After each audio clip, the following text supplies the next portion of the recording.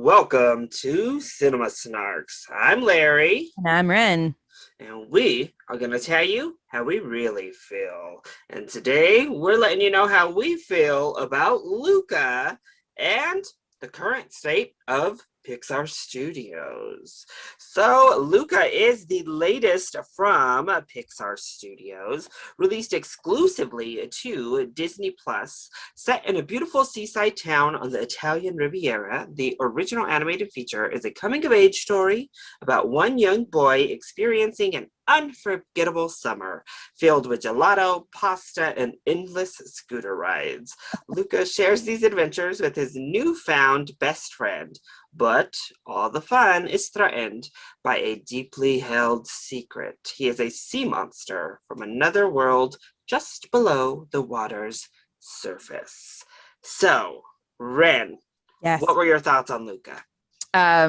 First of all, I had no idea you were gonna have that lovely little full-on synopsis intro there. I figured, when we actually review films, I should probably do a little synopsis. That makes sense, Jess. Good job. So there was that. Okay, so Luca, first of all, if you listened to our last episode, I did talk about the fact that I am Italian. Yeah. I'm half Italian and I'm half Irish-ish, right? You know, we're all kind of little mutts here. But like a fourth Italian, so there's yeah, exactly. So my mother's family is like, they're very all about like, oh, we're Italian, and use like fangul, that sort of stuff, right? They're like that. Yes. So in addition to that, I studied abroad in Italy. So I lived there for 4 months-ish, give or take, and I learned Italian. I got like semi-fluent for a little while. I don't really know a whole lot anymore, although just enough to be entertained by little things happening in the movie. And while I was living in Italy, I took a Italian cinema class. So I was delighted by this film in a lot of ways, with just like the little nuggets that were very Italy for me. Like I watched the little extras on it, and they in true Pixar style, they went full on with the research part of the process. And I watched afterwards. After I'd watched the whole movie, but when they first show the town, the Porto Rosso, it looks like Cinque Terre, and I was like, that is Cinque Terre. Like, I've literally been there. I've seen those little houses in real life. It was very clear what that was. I even had to like look it up. I was like, so Cinque Terre is actually 5 little towns that are all connected to each other. Okay. So I had to look it up and see if I was like, I don't think Porto Rosso is a real place. I like double check. It's not. It's a made up Italian town, but it is absolutely based on Cinque Terre. So that's very cool. It's a very similar name to a Studio Ghibli film. Oh, it's a very similar name to I mean, to be fair, it's just like a red port, so it's also just Italian words. I don't know if it's necessarily a thing. No, I don't think it's a nod. Yeah. The film itself is also quite similar to a different Ghibli film. Which movie? Which one? Ponyo.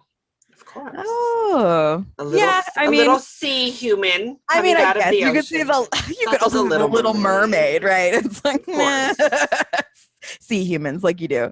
So I really liked. I thought it was legit. It felt very Italian, the whole thing. I loved the little Italian words, the piacere, piacere Geronimo trombone, which I'm pretty sure is like nonsense. Piacere means pleased to meet you. So that makes sense. Geronimo is just like, it's like Geronimo. It's the same thing.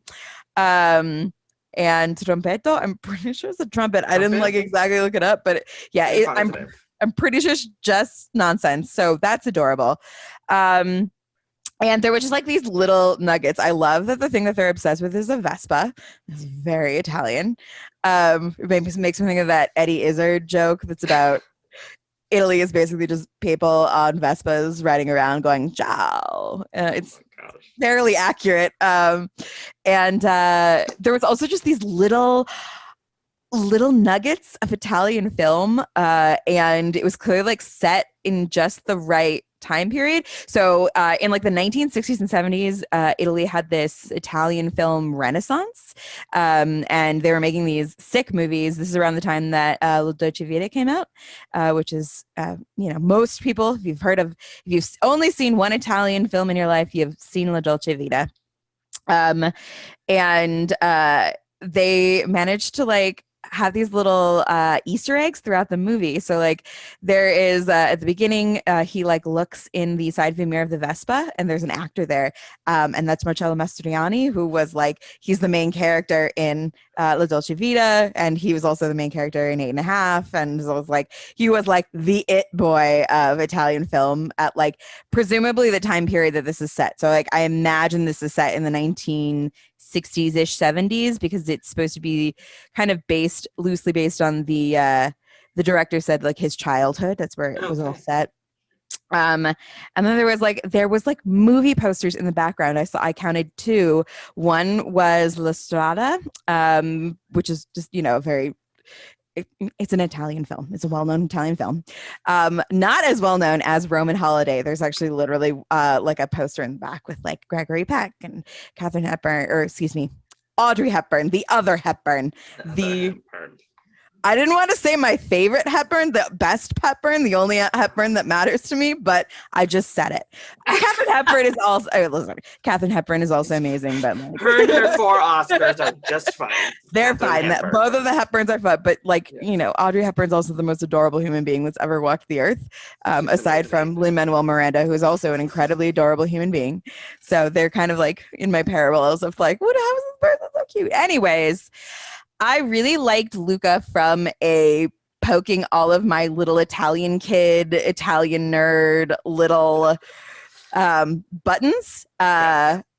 It was beautiful, like visually stunning, gorgeous.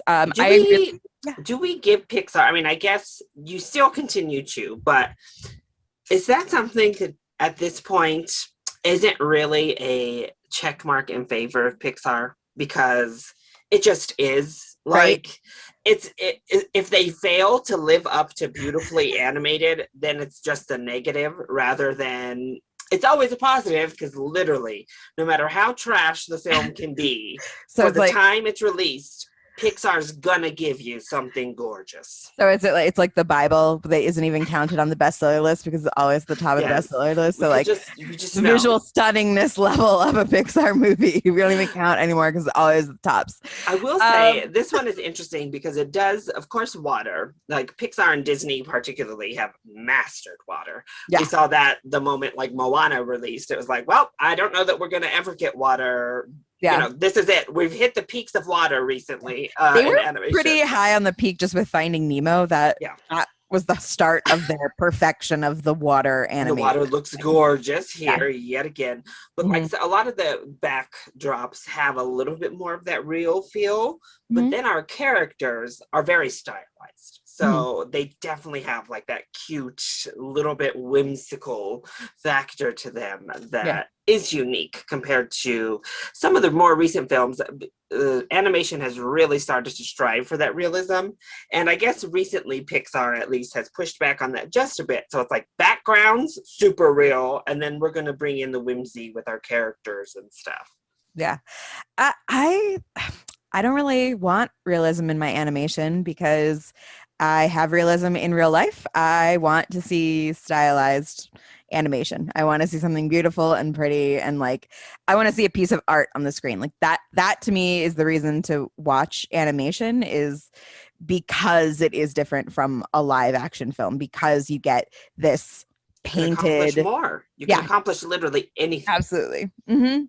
Whereas live action, you are limited to certain aspects. CGI, of course, you can have it, but getting the CGI to look as good as animation it doesn't happen often. Still working on it. I'll tell you that right now. I'll take a beautifully animated film over like CGI fest most all of the time when it comes to visuals. Yeah, we can do a whole episode all about bad CGI and why practical effects need to come back. Are we gonna watch Scorpion King and we're gonna talk about Corelli's Puppy. And Yeah, I mean, I guess if we need modern examples, they're still very much here. yeah. And we're going to talk about Jurassic Park and why it has held up over the years because of the practical effects. But we are getting off of track. Luca. Okay, so visually stunning, but who cares? Because obviously it's Pixar. I care. I think it's great. I really liked the characters. The two boys were really great. I love the little weird girl. Gotta love a weird girl.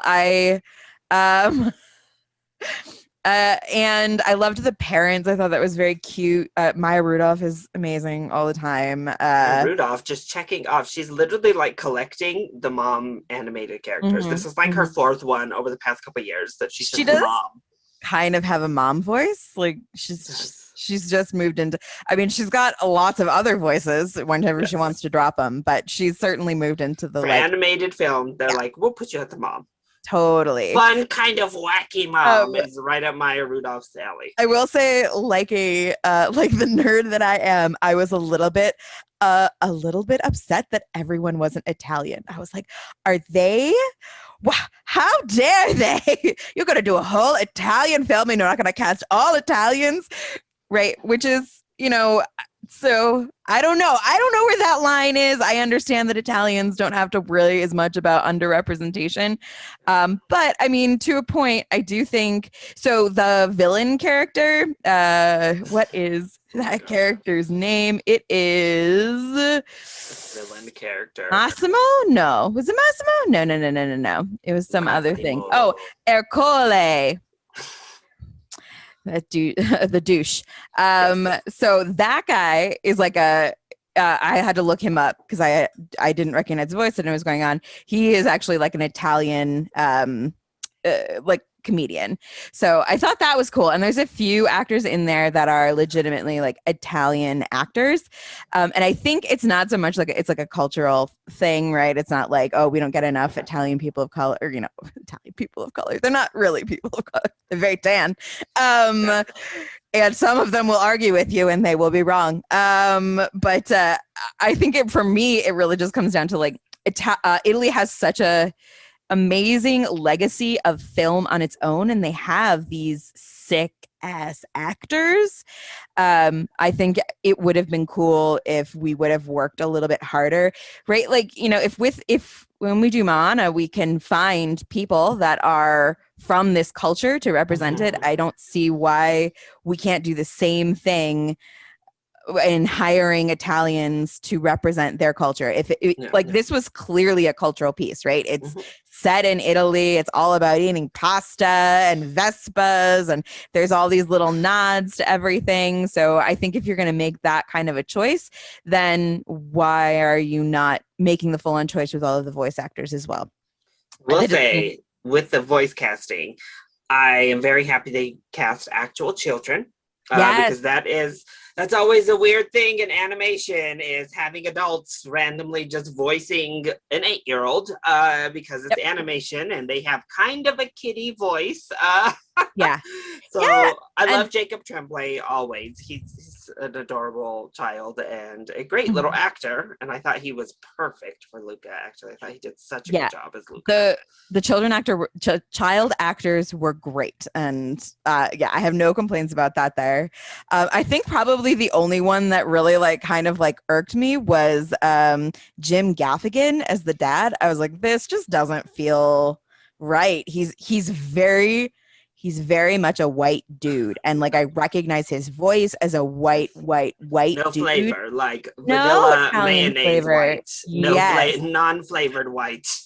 Yes, he is, and he'd be the first person to tell you that he is basically a marshmallow. I mean, that's the thing, y'all, is not all whites are the same. I'm gonna just put it, a lot of particularly Mediterranean bordering white countries have got lots of flavor to them. So you can't just stick in some vanilla pop and call it a day. Yeah. But I guess this gets back to the weird conversation of The Little Mermaid, of So they're not really citizens of whatever country they're off the coast of. Mhm. And that was kind of that coupled with the like Norway origin of Little Mermaid. But it was like, oh, but yet you said it off the coast of the Caribbean. So why is everybody white as snow? We don't know. Biology, I don't know. Did And they? then the same thing with this is, yeah, they're not technically Italian, I guess, because they're sea monsters, but also They're pretty they are. Italian. They are the Italian sea monsters. You know, Um, wait, is the little where is the Little Mermaid supposed to be set? Is it actually set off the Caribbean coast, or did they just hire a Caribbean actor to be no. oh my So God, the only Sebastian? reason, so the people deduced the type of crab Sebastian is a Caribbean crab, and then the castles that they have are modeled after like castles in the Caribbean, like the Got it. same Got it. structure. So they're like, I mean, Got it. this is very inspired by a lot of most of the sea fish. I think they noticed too are like tropical Caribbean fish. Mm-hmm. So they were like, okay, clearly this is heavily inspired as a Caribbean Yeah. place. They just didn't want to have Yeah. black people, So Caribbeans in the yeah. roles, so they were all white humans. But To be fair, Ursula is purple. Ursula is purple. She But is. she's the villain. So I will say she's white when she's a human. But I will say that is 1987 Disney, Yes. and I do think And they're otherwise, rectifying it. They're rectifying it for the live action. yeah, they've also like they've strived they Yes. strive more Oh than a yeah. lot of companies to actually try, right? Like Mulan legit had all Asian actors doing the voices. I will say I'm gonna Moana also. They went out and Yeah, got all cast. yeah. But I do think, I mean, because technically Pixar is a subsidiary of Disney currently. They were Mhm. rebought by Disney after they left for a while. Um, I think it's because they just get criticized, which is another thing. Disney does a lot of like shenanigans, particularly we'll get into this conversation. They're getting heavily criticized over recent years for queer baiting people or going on promotional tours of first gay character, and then it's the boy from Cruella who, sure, he's probably gay, but I mean, is he really an openly gay character? We don't really know. Same thing, LeFou. Oh, cool. We got a 2-second dance at the end of Beauty and the Beast representation. So, and they keep doing it over and over. Star Wars did it. Onward did it. So they Mhm. keep doing that. But Disney does get, I would say, criticized heavier than Mhm. most all of them when it comes to front of camera like representation, because Warner Brothers gets criticized, but Warner Brothers gets criticized based upon their own actions and what they do to their filmmakers, and how they like make shady deals behind the scenes, and then they're like, oh hey, not because of that. And so I do think, one, it has made Disney have to be ultra aware when they're going into these things. They have to be like, no, we have to hire, we have to make sure we're hiring correctly now, because we're the company who's kind of been the poster child of getting raked over the coals for our past Yeah. decisions. And I think they've grown from it, but I also do think they get held up to maybe a little bit of a more critical lens than most other They're the studios. biggest they're the biggest guy in the room. They're hard Yeah, to that's miss. so And so true. like it's the same reason that Walmart was like the big bad for the longest time, and everybody like held Walmart up to this extra standard, and everybody wanted to complain about Walmart, where like there's Target also treats their employees like crap and doesn't pay them very well. But like we see Walmart more often, Yeah. and they're this bigger thing to us. So and yeah, I agree. I think Disney gets more crap than they necessarily deserve, but they also have this like responsibility as the giant in the room to try as hard as they can. I also at the same time understand like varying your cultural representation is not really like controversial for a family film. But I think we should have gay representation in our children's film. I think the hyper religious should get over it. Yeah. However, I understand from like a business standpoint where they're like, we're making family films and we don't really want this Well, giant backlash, like legit from the crazy and religious right that it's the also only, right now worse because, other than the United States, the next country they want to perform well in is China. yeah, And China yeah, is not. They will either they make like that little bit in Onward where she literally says like 2 lines about, oh yeah, my girlfriend's son or whatever, which they which can edit out for the Chinese they version. then edited that out. And same thing with like LeFou and the Star Wars. They put in these tiny little things so they can edit it out and actually release it into China. Mhm. Otherwise, it'll get censored. Also, why they did not so great filming practices for Mulan. To Oh my appease God. China, What? Like, and that we don't need you doing that anymore. again, we are two movie Yeah. podcast nerds. We don't need to get into the complications of how China is causing problems with media all over the All world over the and world. culture all over the world. But But yeah, I so understand the business standpoint yes. of it. And like, and the other thing I do have to say is like, I know kids who the only movies that they were allowed to watch when they were growing up were Disney movies. And like, if you've got hyper religious parents, like, even the tiniest little bit of representation is going to be good. And I think so, like going back to Luca, which is what we're talking about. Yeah. I think at the very least, what Luca does for queer kids is give them this character that doesn't fit in. This group of It's three allegory. characters, It's allegory. yeah, that just don't fit in, right? Like, and you have you have the literal sea monsters, but you also have this human girl who just like doesn't fit in. She's just weird, and she doesn't know why. Like, I relate to that little girl super hard. I was just like, I was this kid who was who I was, and lots of kids my age just didn't get me. And then I was confused why nobody liked me. I was like, what's wrong with me? Nothing's wrong with me. I'm You were just a a little weird kid. boisterous rebel, just like her Yes, it too. was a little boisterous. See, and that's why I was a lot more like Luca. I was like, oh, I feel weird, and I don't. Well, This is why I'm we're friends, scared. right? I'm scared of it. I don't know what to do. I'll slowly poke my head out of the water. And of course, they have like the lines, and I do think it's disingenuous, not from like if whether it be from people coming out PR, it's a little bit disingenuous to always be like shocked when queer people read into queer subtext, like in something like Luca. I mean, it can be read here, I think, pretty easily. People took quite offense. I don't know if you saw this, but a review was said, "Call me by your calamari," as their Luca. Sorry, there's an audio format. I just like made a face. Come on, Ren. You've watched both films. On a surface level, they got the same thing. They're both set against a beautiful Italian countryside. Okay. It's two male little characters running around the Italian countryside together. Okay, listen. Now I'm gonna get like nerdy about it. First beautiful of all, countryside too. I did not like Call Me by Your Name. Listen, it is beautiful. Italy is beautiful. Yes. I have a problem with Call Me by Your Name and the weirdness of us being like, oh, no, we're like excited about an older man in a dominant position taking advantage of a younger man. I think it's weird and it's gross, especially in the same year that Kevin Spacey was Me Too'd and his career was destroyed because he spent years and years and years as an older man going after young queer boys. For a new role. Ugh. Okay. Yeah, that's a different Anyways, thing. My argument is that Italy is beautiful.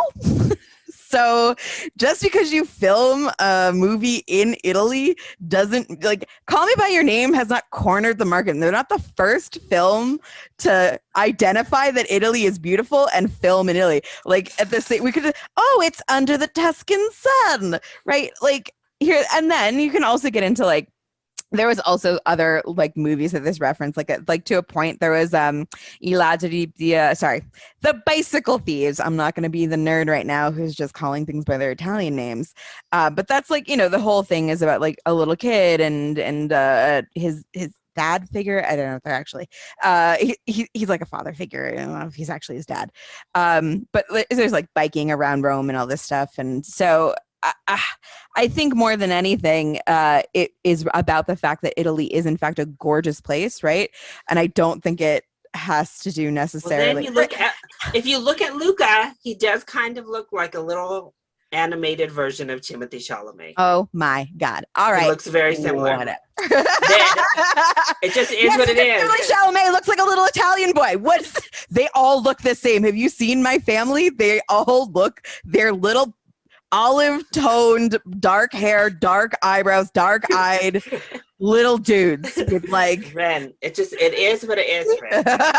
And then you have that little like queer subtext that could be read into it, and then it's a queer movie that you relate it to running around. The other thing I was like, one of the article that I read was like, you see them touching each other, and I'm like, yes, Italian people touch each other. We're very affectionate people. Like that to me. So when I saw it, I don't think I necessarily read it as, oh, there's a little romance going on between these two little boys. Like I just read it as like, and that's not to say I to me it seems like there there is absolutely the possibility, but like it just didn't seem like that wasn't the point or the intention at all. Like I don't think it's necessary. I think you have those weird feelings like, let's say, okay, I'm bi. I certainly understand like touching and hugging your friend and then getting weirdly jealous when they want to hang out with somebody more than you.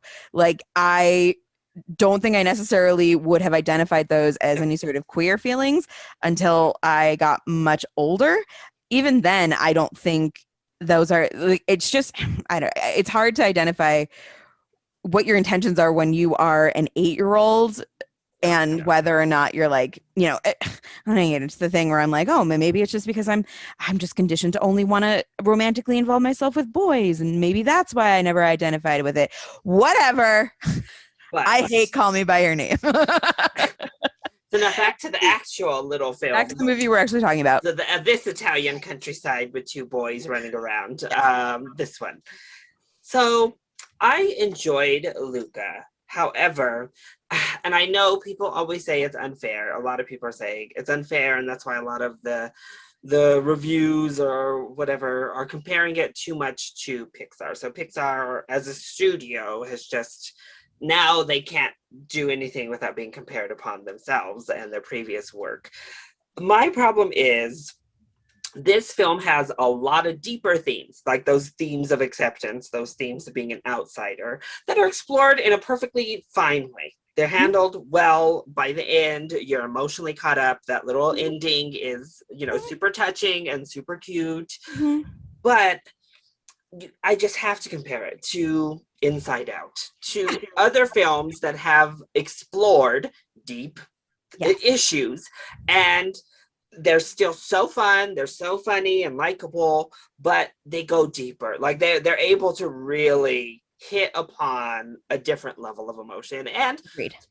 Not every movie needs to be that, and I understand that as well, but Luca is a very cute, sweet film, and if it was made 20 years ago, we would all love it. But unfortunately, Pixar has raised their own bar. And they raised the bar for the competition too. Like we judge animated films on a different level now that Pixar has like brought up the entire, like DreamWorks. Everybody has to raise their game now because of Pixar. I think when we talk about the last few Pixar films, like Coco and Moana was a Pixar film. No, that was just Disney. That's just Disney. Okay, so what was the one? So we had Coco, and Soul just came out, and Inside Out. Like those movies, I wept. Right, there are like moments where it like punches me in the heart and makes me weep.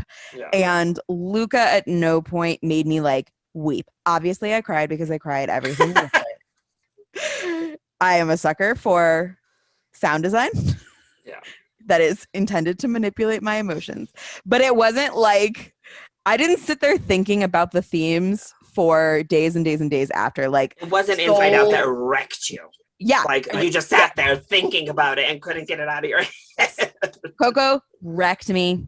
Inside Out wrecked me. Same thing. Soul wrecked me. Like as an artist, Soul was like, I can't, because it's so important, but it's also not the only thing that's important, and it's okay if you're not a famous person and you're making art.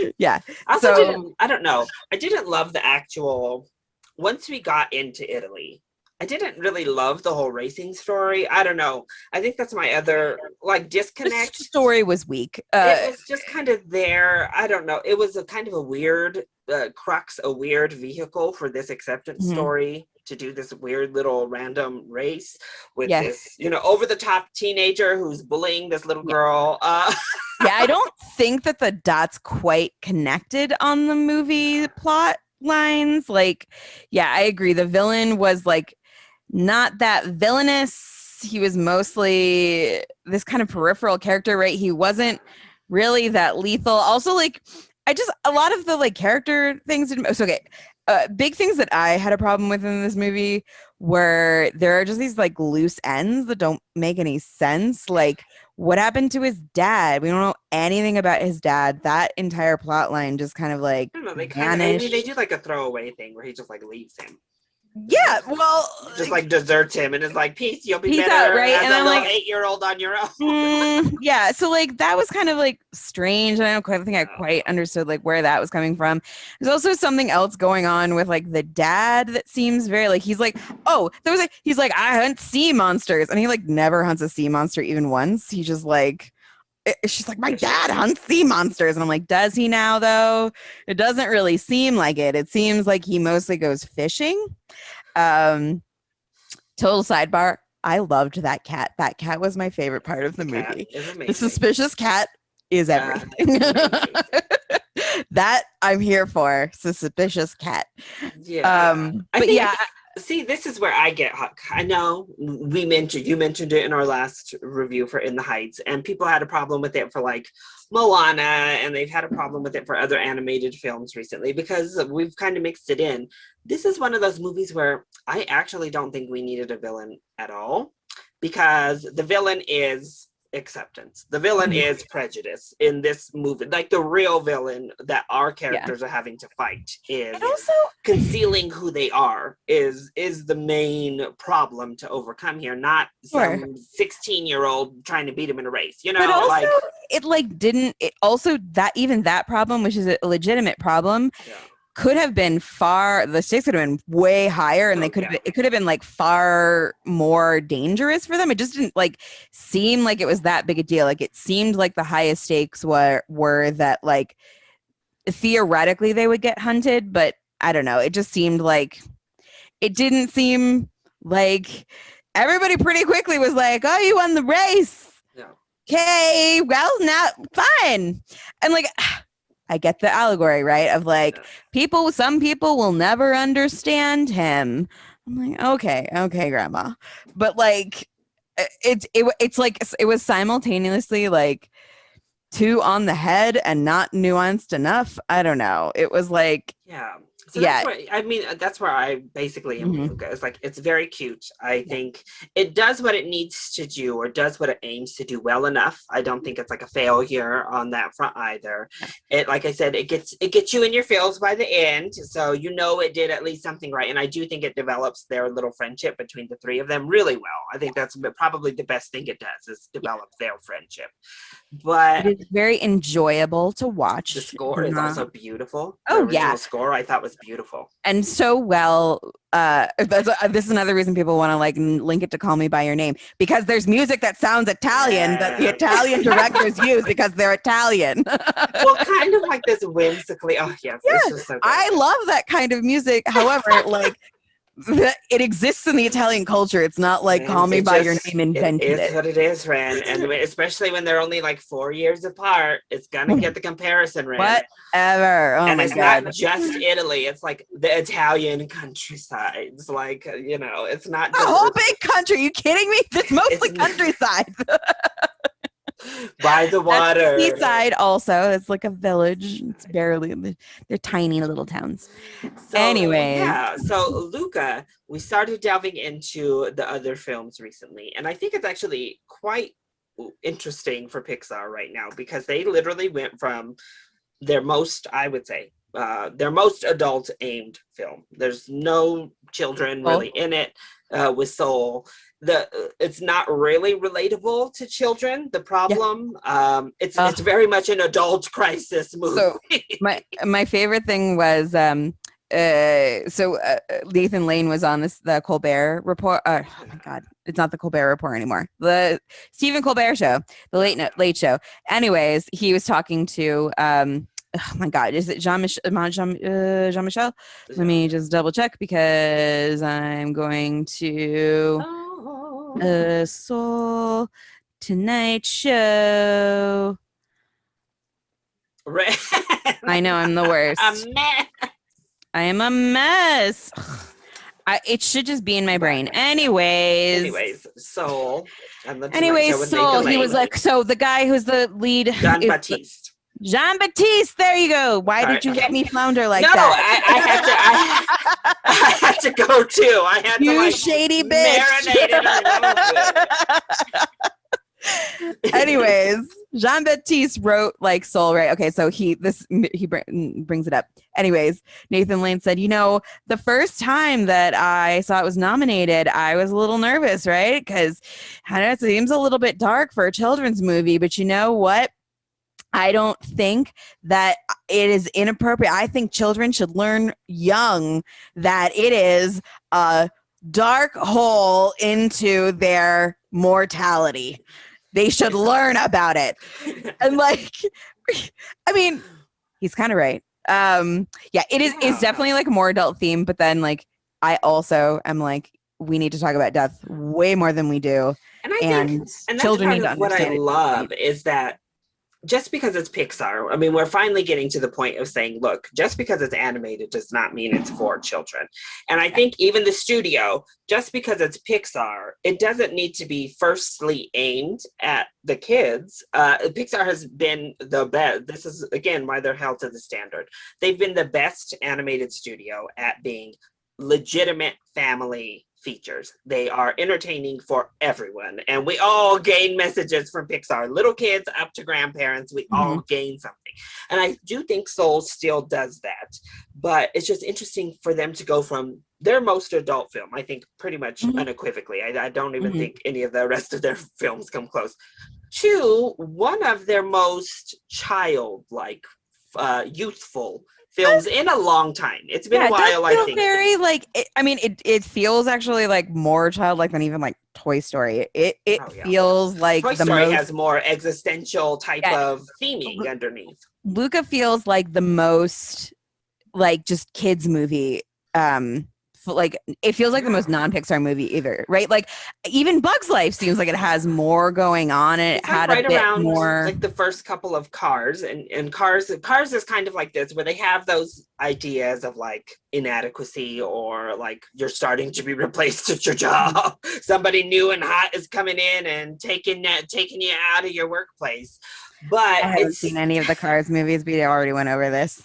But it's still, I don't care. It's underneath of a fun type of thing. Cars 2, though, I mean, basically has no theme. So Cars 2 is the worst Pixar film because it doesn't touch really on much. It is a convoluted, ridiculous plot that focuses on a side character far too much. So Cars 2 is the worst. I'm sorry about it. Not sorry about it. But so also the thing is that you just got to look at the writers of these movies are not the same, right? They are definitely different people. And so those early movies you've got the Andrew Stanton movies, he's the one who put together Toy Story, and I think he really I think what was I don't remember what the last one he had worked on Finding Nemo and all those things. So early Pixar had this very strong focus on story above everything else.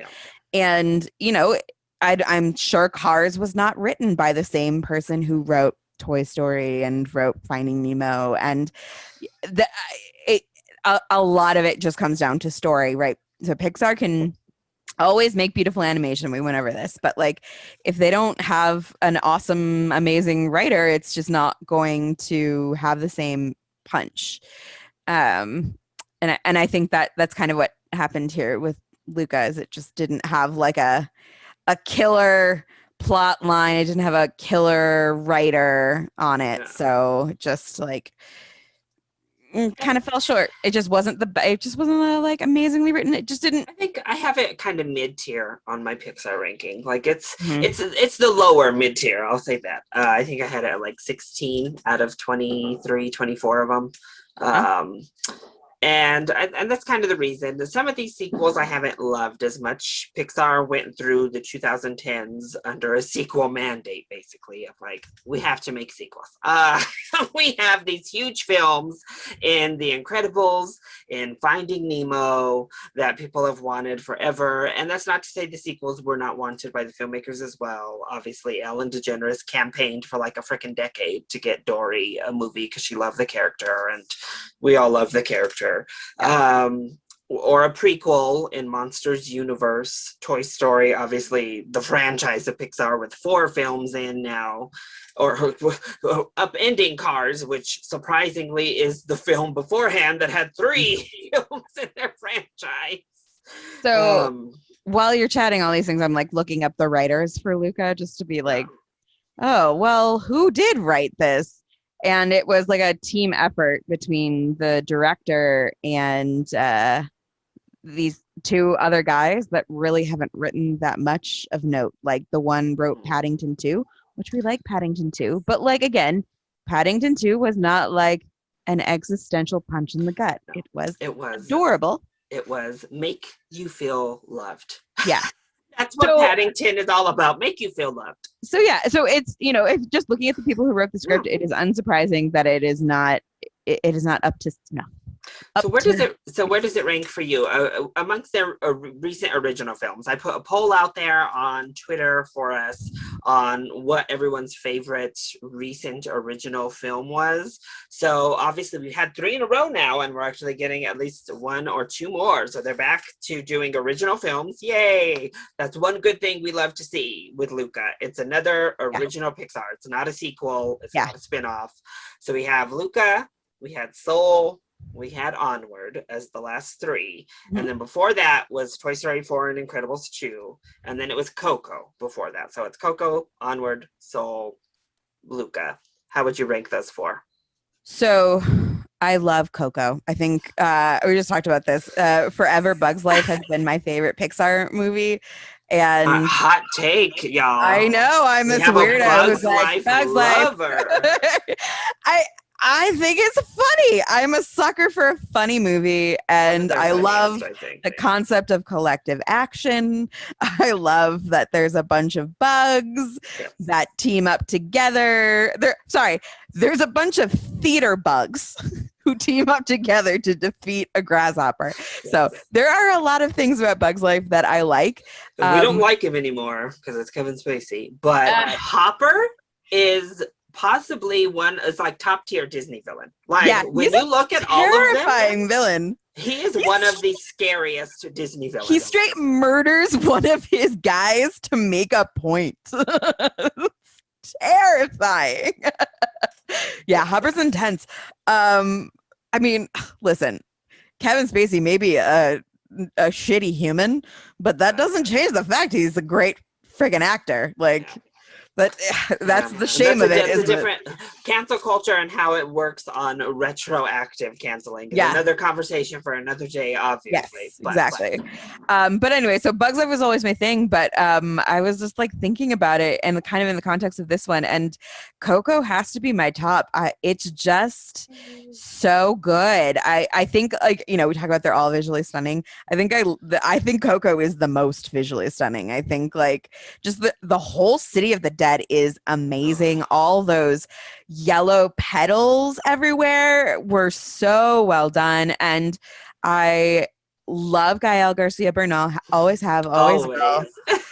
And it's like, it's a story about family, and it's a story about you're following your dreams, and it's a murder mystery. And what I love particularly with Coco is that both sides kind of learn. You know, like the little boy learns the importance of family without having to give up his dream, because the adults learn that their way of handling that Mhm. was wrong. So Yeah. I love that both sides learn what they need to Yeah. learn to come together. And also there's music and like there's not a lot of it's music without being like a musical, right? It's not It's like Disney. They're not like no. copying Disney's gig with Yes. Coco.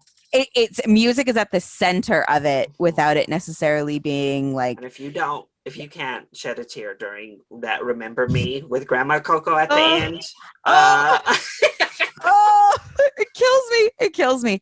So yeah, Coco is just like that's number one. yes, Coco's number one. It's now like one of my favorite Halloween movies ever. I want to watch it every year, and Halloween's my favorite holiday, so it's great. It's up there with Paranorman, which we can do a whole like a thing another day. So Coco number See, now one. that's some good animated representation that Yeah, I love. I mean, it doesn't officially happen to the end, but it's so damn good that yeah, you go Paranorman. love Paranorman. Okay, so anyways, so we have obviously Coco is my favorite. Yes. I loved Soul. Right, that was another thing that just kind of got me in my soul. And like just spoke to me on a lot of different levels. Yeah. Also, it's another film that like had music without it necessarily being a Yeah. musical, and the music was amazing, was incredible. And like I said, I think it's important that we talk about death more and like mortality and what that means and what it means to come into the life, right? Like it deals with that simultaneous, leaving this existence and coming into it and what is existence. And it's, Yeah. oh my God. So Soul is wow. also incredible. What was the other one on the list? And then it's Onward and Luca. I almost said Loca. Okay, so I'm gonna go with Luca before Onward, mainly because Luca has all of those little Italian buttons, and I can't help it. I'm just a sucker. And again, beautiful music, even if it's not a main character. I really like those child performances. I think they are like some of the cutest, like child voice actors I've ever seen. They're just adorable. I also so just the kid and the sea monsters are so cute. They're adorable. I love the little sea monster animation. It is so... I also wish, going back to the film itself, I wish we had spent just, I know we loved being in Italy, but this movie is actually really short for a Pixar film. Yes. But I wish we could have spent just a little bit more time in that underwater world. I agree. Him wrangling those little fish sheep around was just so cute. It was so cute. I know the fish were also, they did a really good job. Like I thought it was like Moana level with the characters that were like, you have the fish that just like keeps moving to the side. Like, what do we talk about? Like, and the cat, of course, the suspicious cat. So yeah, I really liked all of the characters in Luca. I liked all of the little like Italian movie touches, and it just it felt very much immersed in that world, which is a world that I love. And connects with me a little bit more. Yeah. And so then Onward ends up at kind of at the bottom of my list. And I'll be completely honest with you, I just don't remember a lot about Onward. So that to me is just says something about it, that it like it's another one that didn't necessarily like punch me in the gut. Now it also may be that Onward came out at the beginning of the pandemic? Yeah, and there was everything else happening at the same time, so I was like, I guess I'll watch this movie now. Yeah. I mean, my ranking is pretty similar. I also will have Coco as number one, followed by Soul, and then I would just swap the two. I just really like you thought you liked Onward better. So Onward, and then I think it gets to those themes a little bit better by the end of it, and that's coming from someone who doesn't have a brother, and we're dealing with like this brotherly love situation, and I still was like, oh, what's going on here? And I'm a nerd, so even though I don't play Dungeons and Dragons, it still spoke to my nerdy fantasy loving heart to be in this world. I am also a nerd, so that's how you know like the rankings of my like my nerddoms. Like, oh, they pull on the sides. We'll tell you this. I'm like a sucker just for fantasy. Fantasy films don't necessarily have to be all that good for me to like them. So there's that too. I give a little bit of passes to fantasy Have you films. seen the original live action Dungeons and Dragons movie? Because no, that is a night. I mean, it's not like actually a nightmare. It's just like an incoherent nonsense mess. It's like you want a bad movie to be so bad it's like kind of entertaining, and the original Dungeons and Dragons is just bad and not entertaining at all. It goes on and on and on and nothing happens, which is crazy. How in the world does a Dungeons and Dragons movie about fantastical, or a game about fantastical storytelling? I have played games of Dungeons and Dragons that weren't that boring. More coherent than that. Yeah. So, anyways, yeah, I agree. I do really like fantasy. So how do you feel now, again, that we are coming out of that a little bit? How do you feel about us getting these original Pixars? Because I know you were having, particularly with Toy Story, because we would have discussions. Spoiler alert, Toy Story 3 is actually my favorite Pixar film of them all. Followed by Toy Story 1. Those are my top two. I'm a Toy Story lover. I love them. I think, you know, like I said, we had the Monsters University, we had the Finding Dory, we had the Incredibles 2, we had Toy Story 3 and 4, all within the 2010 to 2020 decade. So Toy Story 3... I think that was the one that I thought I hadn't seen, and then I borrowed it from you, and I was like, oh, I have seen this. I just totally forgot about it. So I just think, again, that's another thing that makes me... you can forget that ending, Ren. That ending is like trauma. Like trauma. When he gives away the toys, when they're like going in that incinerator too, and he like holds little bullseyes, like little hoof, as they think they're gonna die together in this incinerator. It's like... so sad, but so good. And then the end. The end is just like, I don't know. Did you? I guess you're just like a touch older, because it's like I was like literally Andy's age. Like I was literally like growing up with Andy. And that's why that they kept him the same age. So like when he's going to college, it was like, oh, going to college. That makes a lot of sense. That's why I'm more of a Bugs Life person, because I was their target demographic when Bugs Life came out, and I was all about it. See, I'm also way more into Harry Potter than you are, Larry, because I was the same age as Harry Potter when the Harry Potter books came out, and I grew up at the same time as Harry Potter. That totally makes sense. But I will say, I have to agree with you on one instance. Though it's not my favorite, and I think it's between 10 and 12 or somewhere in there. I think Bugs Life is underrated. I don't know why people forget about it. People have it like pretty much near dead last. Like it's in the like bottom tier of their ranking, like 20 to 24 area for so many lists that I see. I don't understand. It's so good. I don't quite understand either where this hate for Bugs Life comes from. It's so funny. How do you feel about ants, Ren? Because we can't talk about Bugs Life without mentioning ants, right? What a weird time in history when that was when that happened in the same year that those two ant movies competed against each other. There's like some sort of like a philosophical theory on this thing that it's like just ideas end up in the zeitgeist, but I think there was some weird like studio shenanigans going on with that one. I mean, yeah, well, they're basically kind of based on the same concept, I guess, of the grasshoppers and the ants, that like it's a collective action story. They're both like collective action stories, I think. This one is much darker. One is much darker and is way more adult. Very dark. Yeah. Ants was an adult movie. Ants was an adult movie about ants, and A Bug's Life was a kid's movie about bugs. So obviously Bug's Life is better. I don't think anybody...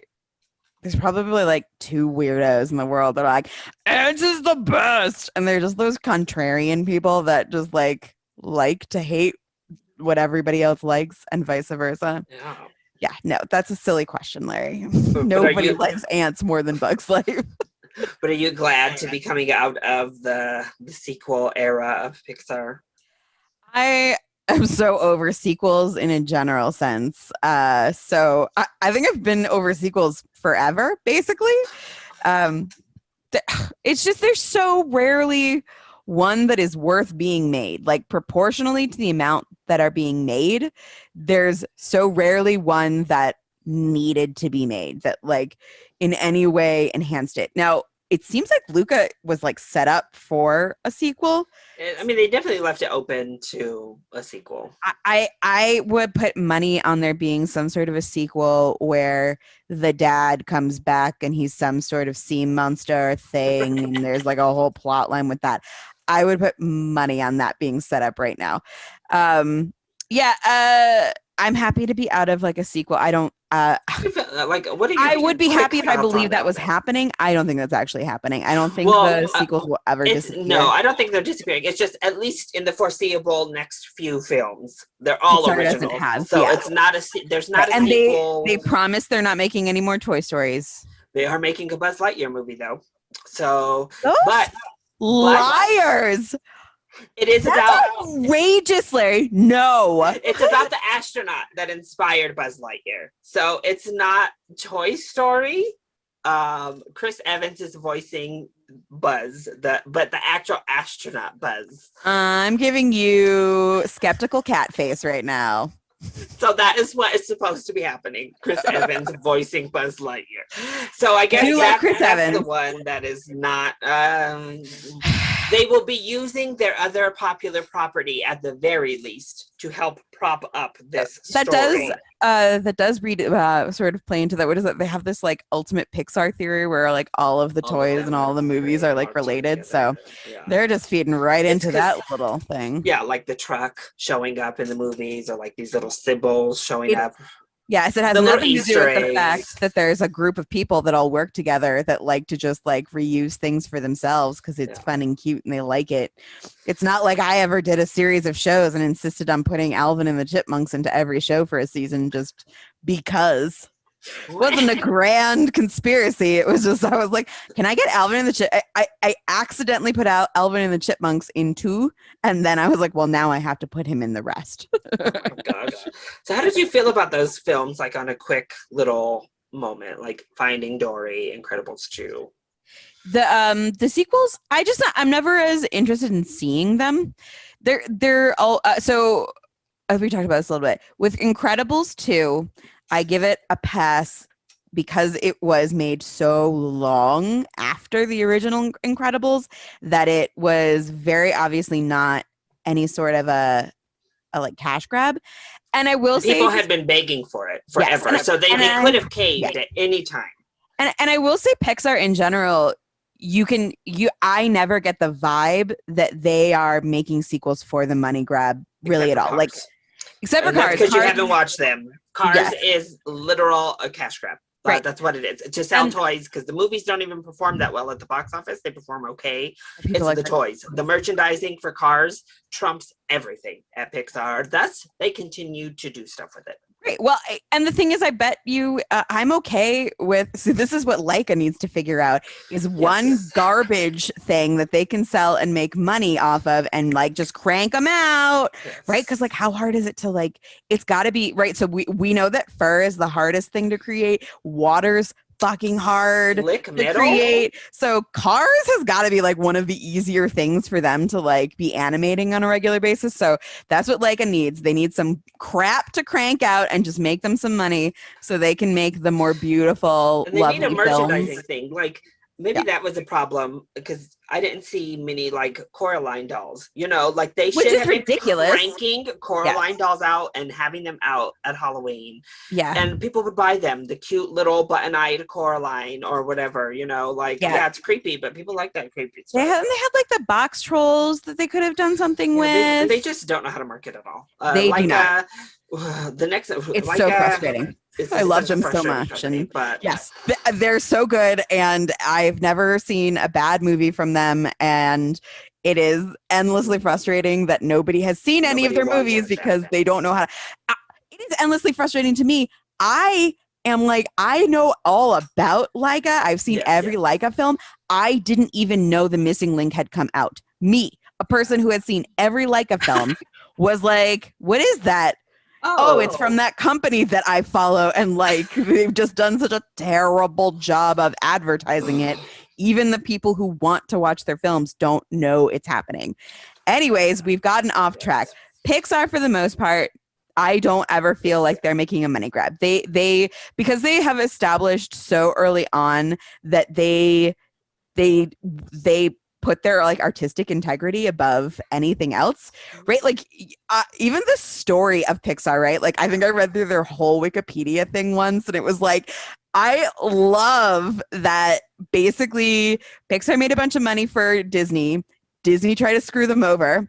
Pixar was like, go fuck yourself. Yeah. Pixar went and made their own movies for a while. Disney was like, we're Disney. We can do this. And then they made trash for a while. And then they were like, Pixar, we're sorry. Here, you can have everything. That is my favorite thing about Pixar. It was such, like, the fact that you can literally see it in Disney animation. You can know exactly when Pixar left them, because suddenly Home on the Range and Chicken Little are escorted into the chat, and you're like, oh, we just went to maybe the worst period in Disney's entire history, even worse than like the 80s and 70s.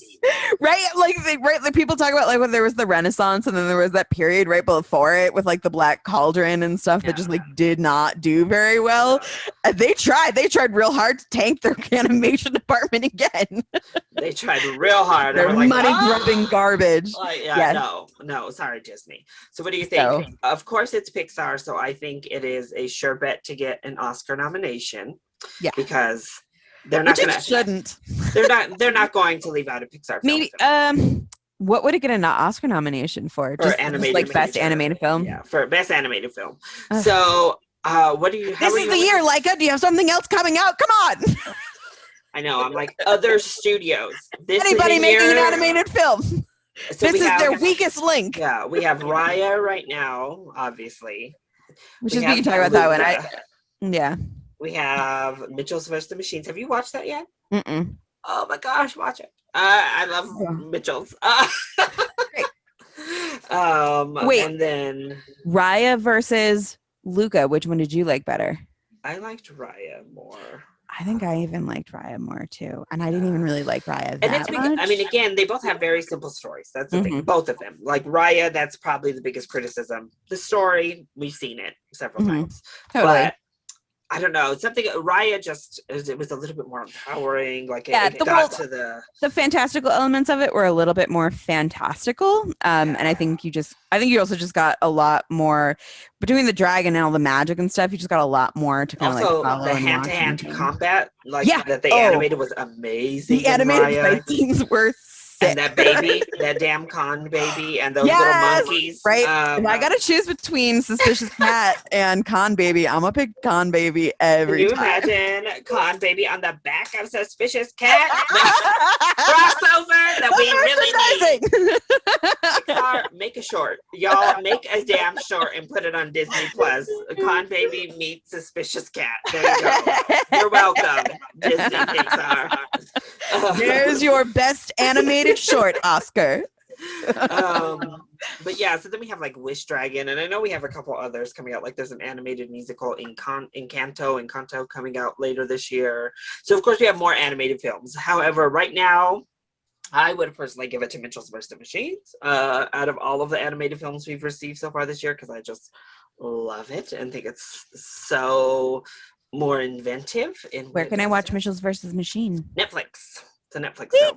And it's from Sony Animations, who did Spider-Verse, Into the Spider-Verse, who was the only film to stop the Pixar Disney stranglehold on Best Animated Feature was Into the Spider-Verse. So maybe it took me a really long time to watch Into the Spider-Verse, because based on just like watching the previews, I was like, I don't know, I don't like this animation style. It's kind of lame. And then I actually watched it, and I was like, oh, there's like a million animation styles in here. Yes. Yeah, it's incredible. Good. Then I'm gonna have to watch collectively happy that it was the one to like break Pixar's. Actually, we're not that happy, because Ren and I are both in agreement it should have been Kubo and the Two Strings who broke Pixar and Disney's stranglehold on the category. But unfortunately, Leica doesn't know how to do the advertising thing, and so nobody had really seen Kubo and the Two Strings. And we know how the Oscars voters make decisions about animated films. It's Pixar. Okay, well, I haven't seen any of them. I'll just vote for this one because I know the name. And that's what's so frustrating. You're right. If Leica could just have a movie out this year. This is a year that they could capitalize on a weaker Pixar entry that might not actually just be a shoe-in to win. That's the thing that's like, it stresses me out. Like, it stresses me out because They need an award win. they do, and they take so long to Yeah. make every movie, and it's worth it. It's worth the wait. But if you spend 2 to 3 years on every film that you make, you kind of need each one to do something, right? Like, you only get one chance every 2 to 3 years. Pixar's over here cranking like 2 out per year. Yeah. So that's what stresses me out about Leica. Yeah. I mean, right, we've talked about this before. And they don't have, and then they can't have one like in the can. So it would be nice, like Disney or Pixar, if they wanted to, could be like, this is a pretty open year. We're going to move next year's movie up to November of this year so that it can win the Oscar. Leica doesn't have stuff in the can to be like, okay, we need to push this movie up to this year because we need an award because we can't make money. You have to have one or the other. For anybody who's listening and doesn't know what the hell we're talking about when we talk about Leica is stop motion animation. Yeah. So it makes sense that they take a long time to do things and they don't just have shit so sitting in a can. Yeah. And you can see the care in the final product. You can see every detail and every beautiful art direction. Yes, everybody needs to go back and watch all of the films that already have come out, and then you can appreciate it. Start with Coraline. Almost everybody's heard of Coraline, and they don't know it's their most popular one. This same company is making them. I think Coraline is like one of my least favorite Leica films. I like Paranorman. I mean, they went away from it with Missing Link, but Leica, even with Kubo and obviously with Paranorman and obviously with Box Trolls, if they were smart, they would corner October. They would corner October release dates for animated films. They would take the mantle of the Nightmare Before Christmas and Corpse Bride fandom and corner them to be like, we are the Halloween spooky animated company. They already make Halloween films, right? And and then if we want to get real nerdy about this, they're also the offshoot of they're the reincarnation offshoot of the Will Vinton Studios. And so the Will Vinton Studios in the 80s, early 90s used to make holiday claymation things. There's literally there's a claymation Easter, there's a claymation Halloween, and there's a claymation Christmas. And so this studio already understood the value of targeting people at the specific time of year when they want to watch these things. And the problem is there are a bunch of artists and there is nobody in the room who is a business person telling them. You're like, we don't want corporate overrule, but maybe Daddy, who runs Nike and is all about commercialism and making money, should at least give a little bit of business savvy to the son and be like, look, I like funding your pet project and all, but let's make some money one of these times. So let me show you how to actually make cash once. Yeah, that'd be great. I only need them to make cash because don't let him touch the movie. You don't have to touch the movie to make money. You just have to learn how to market the damn thing. Yeah, I just need to make sure. And it's like whatever. I guess it doesn't matter as long as they keep making the movies. I just need to make sure that they keep making movies because they legitimately bring me joy, and I think they're masterpieces. And they lose money every time they're released, so it's like, how much longer are we gonna get a movie? Right, Larry? How many terrible movies come out and they don't make very much money, but they still make more money than they were spent? And this is the thing, Leica, they don't necessarily not make enough money, not make any money. They just spend so much money on these things that take 3 years to craft by hand that their budgets are crazy huge. I just don't understand the business. And it stresses me out. I just want them to do well. And that's another thing we're both in agreement on, and film Twitter gets into a flame over all the time, is artists and the need to make art for a living. The bottom line is you can make art that no one wants to consume because it's what you want to do. It brings you joy. That's your prerogative. If that's what you want to spend your money and your time on. However, if you do want to make that your career, you have to know how to sell it. You have to make stuff that people want, and you have to know how to sell that. And movies are that. Yes, first Movies and are a business. foremost, you hope that they are an artistic vision, and the directors and the writers and everybody on the set gets to make the movie they want to make. But at the end of the day, this is not just a business. This is a multi-million billion dollar business. It's a very large business. Yeah. I'm They over here in have the to. theater industry, and I'm like, if you want to make like acting related art that doesn't make any money, we're over here. There's a bunch of us doing art that doesn't make any money. But if you're gonna but that's what movies are, right? Like that's why the movie industry is so much bigger than the live theater industry, because you can invest $1 million and make 5 million. You can invest 400 million and make $1 billion on your crazy film, right? Like it's a calculated investment, and you don't get the same. It's not the same sort of investment on these sort of things, and Leica does not seem to be calculating any sort of investment there. Well, that brings me back to this idea. We talked about it very slightly, but before we end this, as we talk about Soul and Luca, do you have any ideas or presumptions, theories, just chit chat talk on why Disney has relegated Pixar to be the free streaming company right now? So we've had live action Disney movies in Mulan that got the premium $30, and then we got Cruella, which got the theaters or premium $30. We've gotten Marvel, obviously, that is going to theaters or $30, and then we've gotten Disney Animation with Raya and the Last Dragon, which they charged you $30 or go to the theater. But Soul and Luca are offered for free on the first day and are not shown in theaters at all, so you don't have the option even to go watch it at a movie theater. Okay, so theory number one. They are salty bitches who are angry about 20 years ago when Pixar. The fact that Pixar does mostly beat them at the Oscars as well. I mean, they're still the powerhouse. We say Disney and Pixar. Disney breaks through a couple times, but Pixar still is the powerhouse. Theory number two, Disney's just spent a bunch of money on acquiring Marvel and some of these other bigger production things, and so maybe there's a bigger concern about making sure that those make money in the box office, which they will. I also think there's probably somebody in an office that's just saying that people don't need to see animated films on a big screen. They can watch that at home. There's probably also something to do with it comes from Disney Animation Studios. Yeah, and we're releasing it. The other thing is, I think the appeal of the $30 stream it model.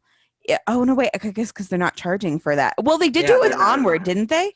So Onward, obviously, Onward is the weird one because it got released to theaters when theaters were supposed to still be open, and then it was like, oh, pandemic, and then they were like, oh, scramble, we'll charge you to watch it here, and then 2 weeks later it was free. But they I wonder if maybe it's like I don't know. Yeah, I would say maybe. I wonder if maybe it's like a. Maybe it's that Onward, they used that model on Onward and it didn't work. And so now they're just thinking, oh, this just won't work for animated films.